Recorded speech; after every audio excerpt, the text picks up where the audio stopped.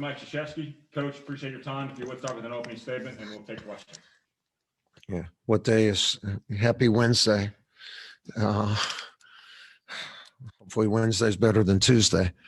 But no, we got beat by a team that's better than we are and older, more mature, and they kind of imposed their will on us. And we're just not, we're not as good as they are. And therefore you got to be really smart. You got to hit shots. We're not there yet. We're not there yet. We got a lot to learn. I think we're playing hard on the defensive end, and we did some things defensively to put us in a position to put some game pressure on them, but then they always answered, which they're good. Brad does a great job with his team, and they have a lot of weapons. They're a good team. I mean, they were last year and they are right now.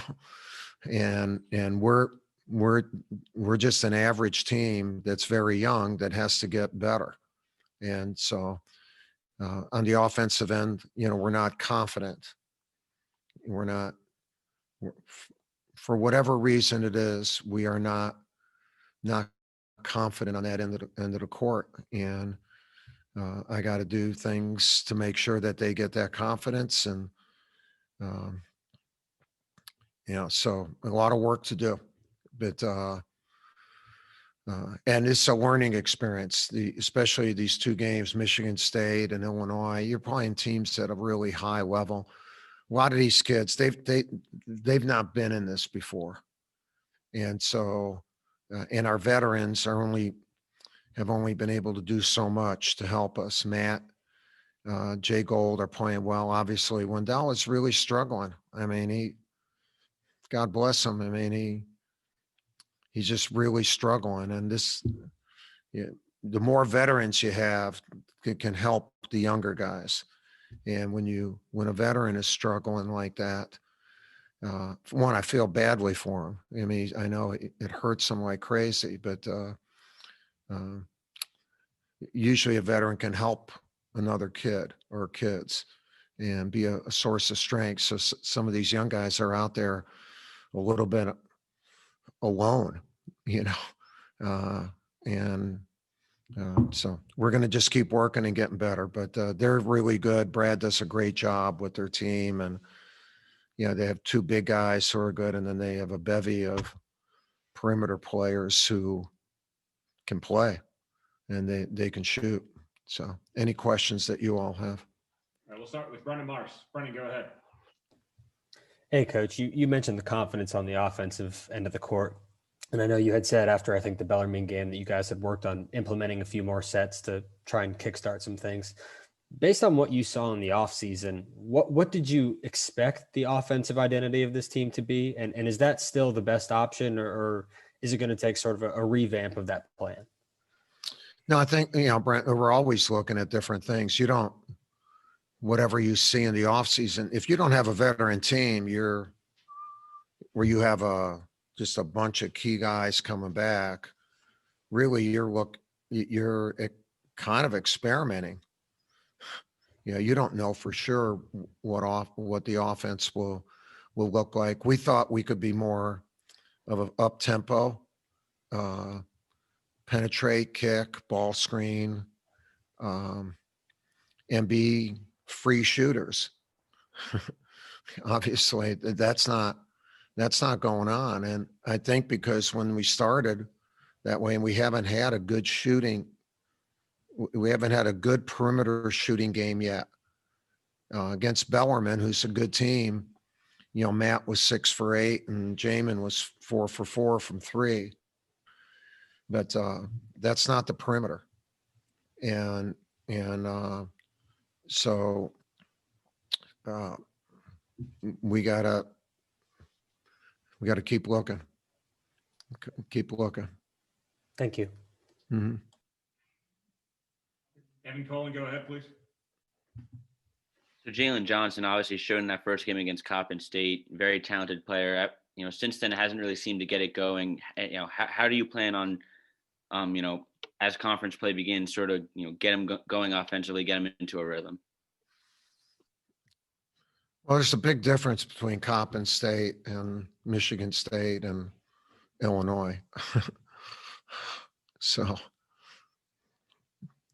I'm sure you should notice that. And so it's going to be easier against Coppin State. And sometimes when you have a game like that, you can think that other games will be not as physical, but these games are really physical. So you have to play through contact, not fouls, contact. And that's a learned experience. And Jalen's learning that right now. The other thing is, when people play off of him right away, you don't have to bite on that all the time. You can be a screener and whatever, and then get that shot later and get more involved. And again, now he's trying, the first 3 plays of the second half, he has a chance to get 7 points and we got none. And there'll be games hopefully soon where when he has that, he will get 7 points.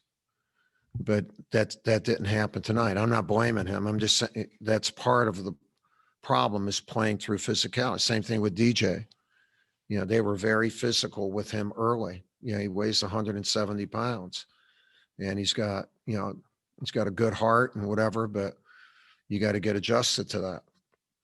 And got to get adjusted to it. So it's a learned experience. These guys already know how to play at this level. Illinois does.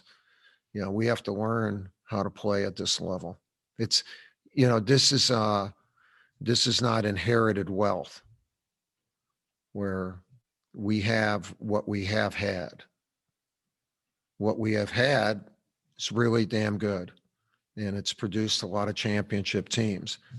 We do not have that. You have to earn that with a new group.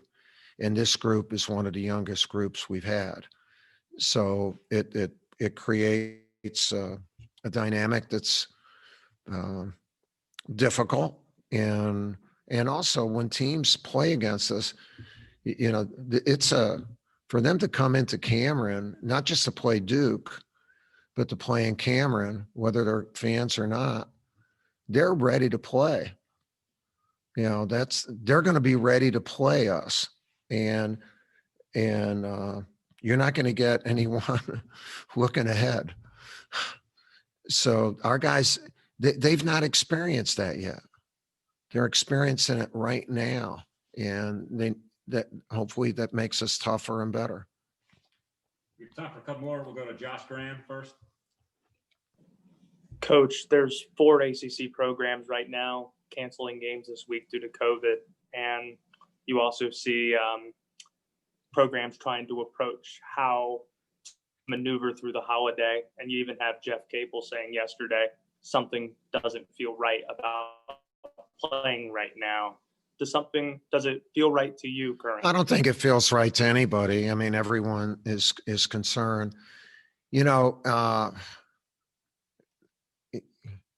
We made an assessment, or I'm not sure who leads college basketball. It's done by committee. You have oversight committee, you have this committee, and anything that's led by committee is not agile in handling a situation. And so we made an assessment and there was a consensus. It wasn't like well planned that we're going to start November 25th. And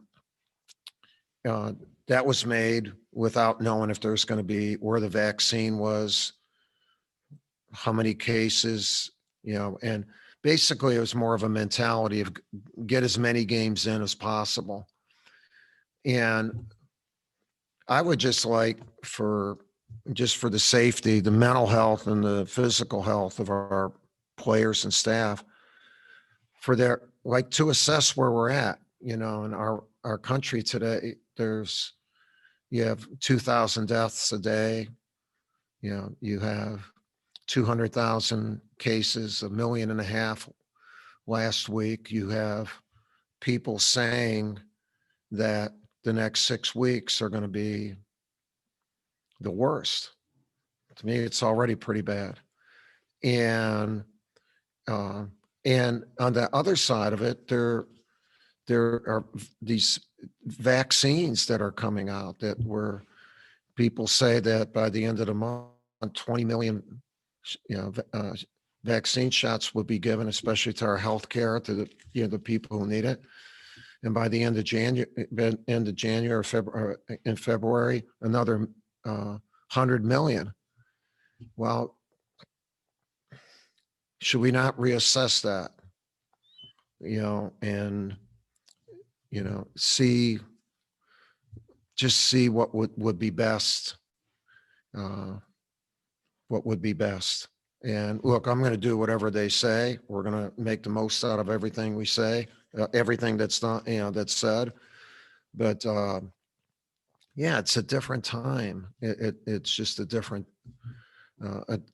time. And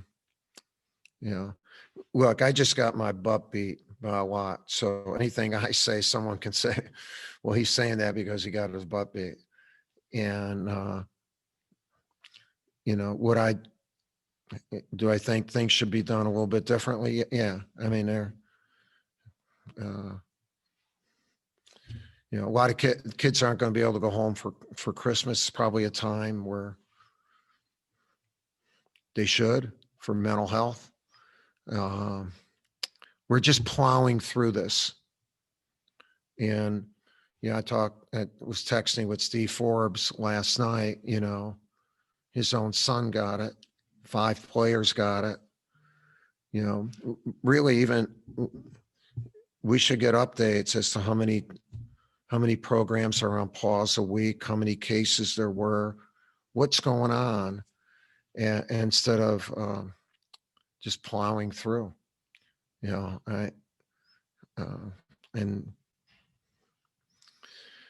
But look, I know somebody will take what I'm saying tonight and make it like I'm making excuses. I hope I don't make excuses. We need to get a lot better, but for the good of the game and the good of the safety and the mental and physical health of our players and staff and whatever, we need to constantly look at this thing. And I think that's a smart thing to do. And whatever happens as a result of looking at it, understand that there are vaccines coming. Thank you, Coach. All right. I know the NCAA is worried about the end game. They're not as worried about the game we're playing right now. And who is it that you talk to? Like, why, you're asking me, but do you know who to call to ask about that? And we're smiling and we're laughing, but that's sad, right? I think that's sad.